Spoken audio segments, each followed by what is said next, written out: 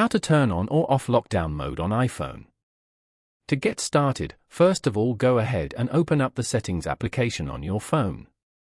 Once you're here, scroll down and go to Privacy and Security. From here, you can control which apps can access your data, location, camera, and microphone, and also manage protections. On this page, scroll down to the end and tap on Lockdown Mode. As you can see, lockdown mode is currently turned off. If you want to turn it on, tap on Turn on Lockdown Mode as shown. Scroll down and tap on Turn on Lockdown Mode again to confirm.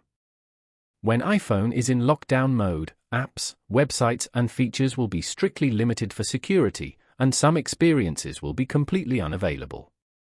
Here, tap on Turn on and Restart. Lockdown mode requires iPhone to restart. You can also turn it back off from here whenever you want. Following these steps, you can easily turn on and off lockdown mode on iPhone.